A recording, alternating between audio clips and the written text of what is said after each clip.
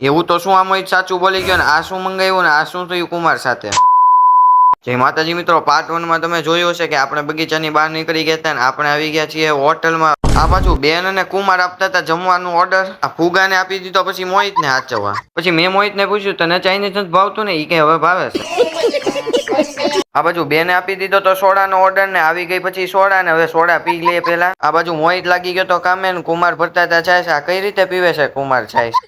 ફૂલ ભૂખ લાગે કુમાર ને. મોહિત કે થોડીક વધી છે ઈ પી લો. આ બાજુ બધું જમવાનું પૂરું થઈ ગયું હતું ને કુમારે આપી દીધો તો ઓર્ડર ને મેં કુમારને કીધું થમ્સઅપ તો રહી ગઈ કે આ વિડીયો ઉતારતો હતો ને એમાં કહેવાનું રહી. આ બાજુ બધું જમવાનું પૂરું થઈ ગયું હતું ને કોબી વધી હતી હવે કોબી ખાઈ લે લુખી બીજું તો હું. બાજુ બીજી સોડા મંગાવી હતી ને પાછો મોહિત લાગી ગયો કામે.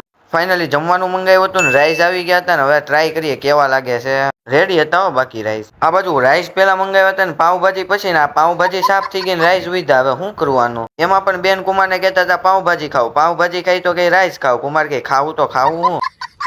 આ બાજુ આપણે નીકળી ગયા હતા જમીન ઘરે જવા માટે. બેન ને યાદ આવ્યું કે પાટલા લેવાનો બાકી છે. હવે કુમારનો ખીચો ઢીલો થવાનો છે. કુમાર કે હવે બીજો રસ્તો જ નથી હવે લે તો લીધે પાર કર્યું. મોહિત ને કીધું કે કેટલા લે તો મોહિત કે મને શું ખબર. પછી કુમાર બેન ને કહેતા હતા ચાલો ચાલો જો પાર્સલ થઈ જાય પણ કાંઈ ભેગું ન થયું કુમારનું.